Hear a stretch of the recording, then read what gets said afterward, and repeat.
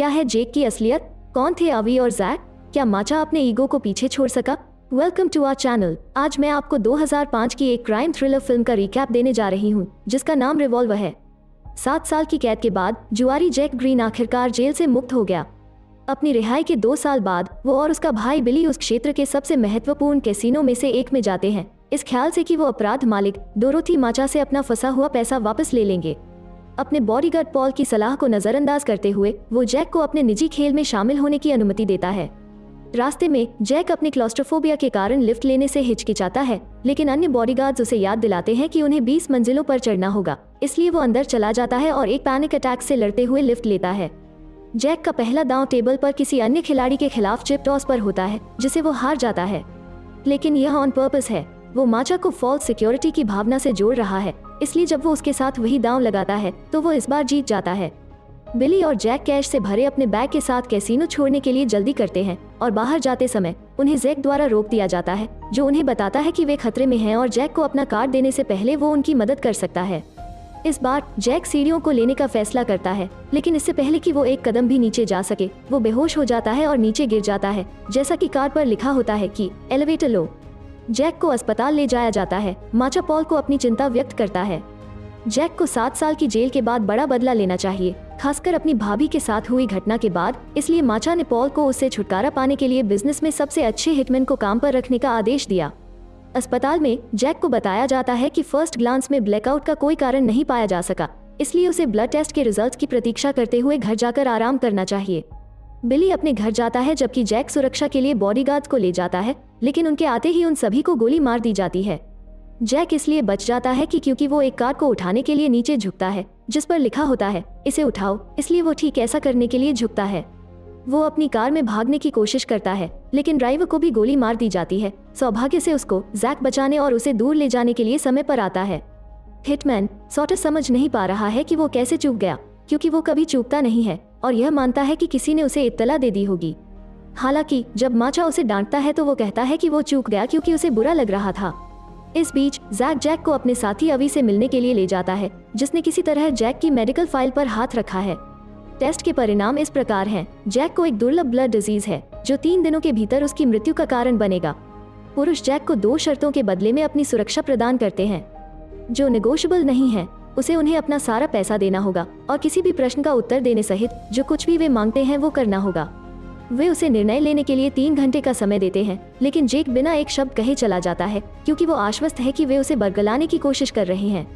अस्पताल में उसे वही परिणाम मिलते हैं, लेकिन जेक एक बार फिर सोचता है कि लैब को जैक और एवी द्वारा पैसा खिलाया होगा, इसलिए वो अपने निजी डॉक्टर से सेकंड ओपिनियन लेता है जो उसे वही राय देता है। यह सुनिश्चित करने के लिए कि उसे भी भुगतान नहीं किया जा रहा है, उसे अपनी बंदूक से धमकी देने के बाद जैक ने स्वीकार किया कि उसके पास कोई विकल्प नहीं है और बैंक से पैसे लेने के बाद उस आदमी के पास सौदे को स्वीकार करने के लिए वापस चला जाता है। जैसे ही वे एक राइड के लिए बाहर जाते हैं, अवी बताता है कि वे लोन शार्क हैं और यह जैक का पैसा होगा जिसे वो लोन पर लेंगे। पैसे छोड़ने के लिए अपने पहले ग्राहक के पास जाने के बाद अवी जैक से माचा के साथ उसकी हिस्ट्री के बारे में बताने की मांग करता है। माचा के पास उनके लिए काम करने वाले 3 बहुत ही बेवकूफ आदमी हुआ करते थे जिन्हें 3 एडीज कहा जाता था। उन्होंने एक बड़े खेल से पहले अपना कार्डमैन खो दिया और वो जानते थे कि जैक एक अच्छा खिलाड़ी है, इसलिए उन्होंने उसे रिप्लेसमेंट के लिए बुलाया। जैक मना करना चाहता था, लेकिन उन्होंने बिली के परिवार को धमकी दी, इसलिए उनकी रक्षा करने के लिए जेक को उनका ऑफर एक्सेप्ट करना पड़ा। हालांकि खेल के दौरान टेबल पर मौजूद अन्य लोगों ने जैक और उसकी मां का अपमान करना शुरू कर दिया। जैक इसे स्वीकार नहीं कर सका, इसलिए उसने गोलीबारी शुरू कर दी। बिजली चली गई, पैसा गायब हो गया और अगली बात जो वह जानता था, किसी ने उसका नाम छोड़ दिया और पुलिस द्वारा जैक से पूछताछ की जाने लगी। उसे बात करने से रोकने के लिए उन्होंने उसकी भतीजी को धमकाया और जब उसकी मां ने उसको बचाने की कोशिश की तो उन्होंने जेक की भाभी को गोली मार दी। जेक ने पुलिस को यह नहीं बताया कि माचा ने खेलों का आयोजन किया और उसे 7 साल के लिए जेल भेज दिया गया। उस समय के दौरान एडीज ने माचा को किसी तरह से परेशान कर दिया, जिसके परिणाम स्वरूप वो उन्हें कंक्रीट के रूप में इस्तेमाल कर रहा था। कस्टमर्स के एक ग्रुप से मिलने के बाद जैक को एक मोटल में रहने के लिए भेजता है। इस बीच माचा और पॉल ने crime king pin Sam gold से मुलाकात की, जिसे अंतिम आंकड़ा माना जाता है, जिसकी तरह अन्य सभी क्राइम बॉस बनना चाहते हैं। हालांकि गोल्ड कभी भी विजिटर्स को रिसीव नहीं करता है, इसलिए इसके बजाय वे उसकी सलाहकार लिली वॉकर से मिलता है, जो ब्रोकर का माचा के साथ एक पाउडर सौदा स्वीकार करती है। वो उसे यह भी याद दिलाती है कि गोल्ड पब्लिसिटी पसंद नहीं करता, न ही दूसरा चांस देता है। एवी के साथ शतरंज खेलते समय जेल में अपने समय के बारे में पूछने से पहले कुछ समय बाद जैक जैक और एवी को और पैसे देता है। जेक को 2 विकल्प दिए गए थे, 14 साल का सामान्य समय या 7 साल का एकांत, इसलिए उसने एकांत को चुना। उसकी कोठरी 2 आदमियों के बीच थी, एक शतरंज मास्टर और एक चोर जो लंबे समय से वहां था। और हालांकि वे एक दूसरे से कभी बात नहीं करते थे, लेकिन फिर भी एक दूसरे के बारे में सब कुछ जानते थे। जेक की सजा के पहले 5 वर्षों के दौरान वो 3 पुस्तकालय की किताबों पर संदेश भेजकर कन्वर्सेट करेंगे, और इस तरह जेक ने दुनिया में किसी भी खेल को जीतने के लिए अपना फॉर्मूला सीखा। 2 लोग जेल ब्रेक की योजना बना रहे थे और उन्होंने जेक को अपने साथ ले जाने का वादा किया, लेकिन जब वे चले गए तो वे बिना एक शब्द के गायब हो गए और जैक को पीछे छोड़ दिया। जब उसे 2 साल बाद रिहा किया गया तो उसे पता चला कि उन 2 लोगों ने उसके सारे पैसे ले लिए हैं और केवल एक नोट छोड़ दिया है जिसमें कहा गया है कि आप केवल एक चतुर राइवल की भूमिका निभाकर होशियार हो सकते हैं। इसलिए जैक ने खुद को अमीर बनाने के लिए विभिन्न कैसीनो में सोज का उपयोग करना शुरू कर दिया। जैसे जैसे दिन बीतते हैं, जेक विभिन्न कस्टमर्स के पास जाकर और अपने पैसे देकर काम करना जारी रखता है। अगर वे पे नहीं करते हैं तो उन्हें धमकी भी देनी चाहिए, लेकिन वो खुद को निर्दोष हताश लोगों को चोट नहीं पहुंचा पाता। इस बीच अवी और जैक एक दीवार के किनारे एक ट्रक को जंजीर से जकड़ रहे हैं, इसलिए जब वे खींचते हैं तो वे दीवार को तोड़ देते हैं और दूसरी तरफ से तिजोरी चुरा लेते हैं। इस तिजोरी में पाउडर होता है जो माचा ने लिली से प्रॉमिस किया था, इसलिए जब उसे पता चलता है कि उसे लूट लिया गया है तो वो पॉल को इसे हल करने के लिए भेजता है, चाहे कुछ भी हो। पॉल अपने rival triad kingpin Lord John को देखने जाता है, जो उन्हें शॉर्ट नोटिस पर पाउडर प्रदान करना स्वीकार करता है, लेकिन केवल अत्यधिक कीमत पर। जैक, एवी और उनकी टीम उस होटल में जाती है जहां एक्सचेंज होगा। वे ठगों के बगल के एक कमरे में घुसकर दीवार में छेद कर देते हैं और स्लीपिंग गैस का इंजेक्शन लगाते हैं, जिससे माचा और जॉन के दोनों आदमी सो जाते हैं। फिर वे पैसे और पाउडर चुरा लेते हैं और ऐसा माहौल तैयार करते हैं कि लगे कि माचा ने जॉन को लूटा है। कुछ समय बाद जैक को बिली का फोन आता है, जो उसे बताता है कि वो इधर उधर पूछ रहा है और उसे पता चला है कि जैक और अवी इतने खतरनाक हैं कि गोल्ड भी उन्हें छू नहीं पाएगा, इसलिए जेक को वहां से निकल जाना चाहिए। जेक नहीं सुनता और काम पर वापस चला जाता है, जहां उससे डरे हुए कस्टमर्स को गोली मारने की उम्मीद की जा रही है। वो मना कर देता है और इसके बजाय अवी को गोली मारने की कोशिश करता है, लेकिन उसे पता चलता है कि बंदूक खाली है इससे पहले कि अवी उसे मारकर बेहोश कर देता है। जेक घंटों बाद मोटल में उठता है और अवी का फोन आता है कि वो अपने तीसरे दिन से बच गया है, इसलिए उसे चेकअप करवाना चाहिए। अपनी भतीजी और बिली से मिलने के बाद, जो उसके लिए बंदूक छोड़ जाता है, जैक अपने डॉक्टर को देखने जाता है, जो पुष्टि करता है कि डायग्नोसिस गलत था और जेक ठीक है। वो अवी को कॉल करने और जवाब मांगने की कोशिश करता है, लेकिन अवी केवल इतना कहता है कि उसे इंतजार करना होगा। इस बीच पॉल जानकारी इकट्ठा कर रहा है और जेक का नाम उन सभी समस्याओं में शामिल है जिनसे उसके लोग गुजर रहे हैं, इसलिए माचा ने उसे मारने का आदेश दिया। जब जेक मोटल लौटता है तो अवी और जैक उसका इंतजार कर रहे होते हैं और उसे चेतावनी देते हैं कि माचा के ठग कमरे के अंदर इंतजार कर रहे हैं।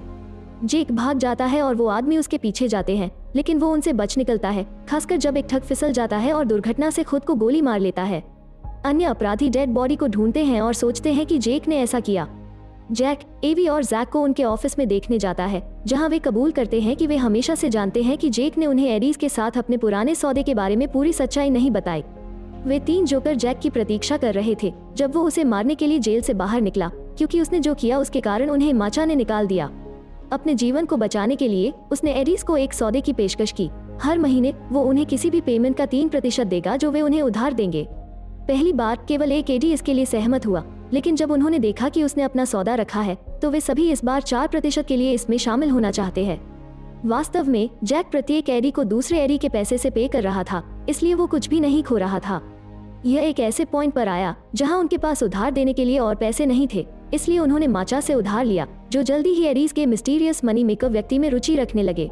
फॉर्मूले के साथ जुआ खेलने और खुद को अमीर बनाने के बाद जेक ने अपने भाई और भतीजी के साथ छुट्टी मनाने के लिए उस पल को चुना, और वो तब था जब माचा ने उसे वापस भुगतान न करने के लिए एडी को मार डाला। माचा की बात करें तो वो एक फैंसी रेस्टोरेंट में रात का खाना खा रहा है। जब उसके हेंचमैन उससे मिलने जाते हैं तो उसे बताते हैं कि जेक भाग गया।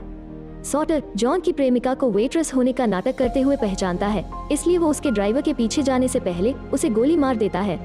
हालांकि उसकी शूटिंग अभी भी बंद है और उसे केवल उसे चोट पहुंचानी थी, न कि मारना था, इसलिए मरने से पहले महिला हंगामे के बीच में माचा की उंगली को गोली मारने का प्रबंधन करती है।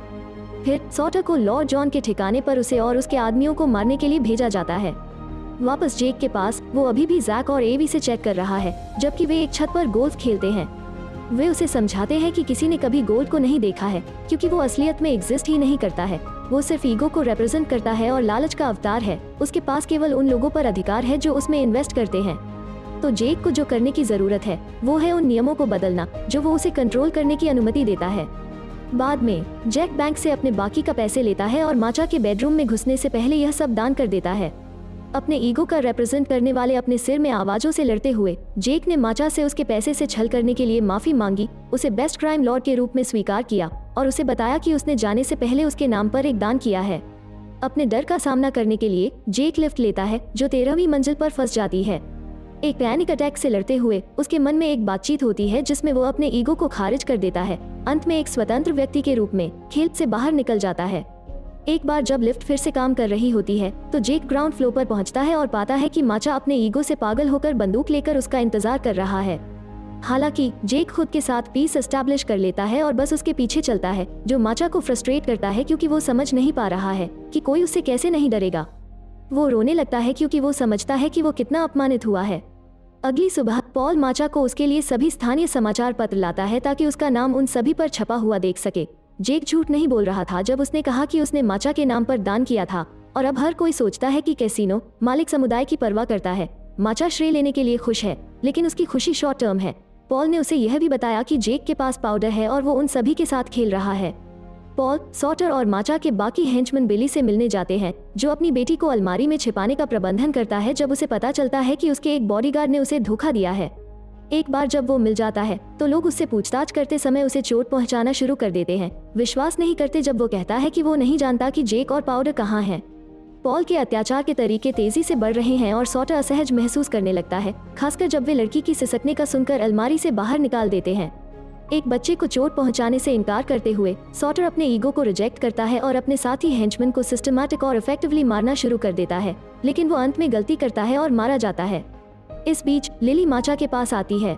वो उसे गोल्ड द्वारा भेजी गई एक पुष्पांजलि देती है, जो सभी अखबारों में माचा का नाम देखकर खुश नहीं है क्योंकि उसे प्रमोशन पसंद नहीं है।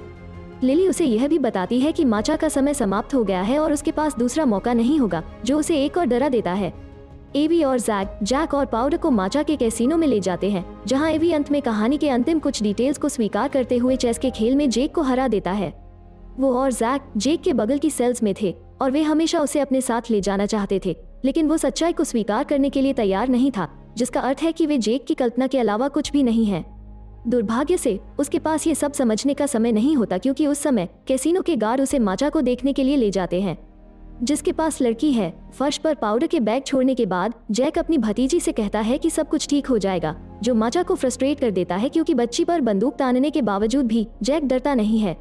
अपमान के कारण माचा के मन में ईगो की आवाजें इस कंक्लूजन पर पहुंचती हैं कि जेक एक मरे हुए व्यक्ति को चोट नहीं पहुंचा सकता है, इसलिए वो अपने सिर पर बंदूक रखता है और गोली मारता है, और फिल्म यही खत्म हो जाती है। तो ये थी आज की फिल्म का रिकैप। आपको ये कैसा लगा हमें कमेंट बॉक्स में जरूर बताएं। वीडियो को लाइक और शेयर करें, साथ ही चैनल को सब्सक्राइब करना न भूलें।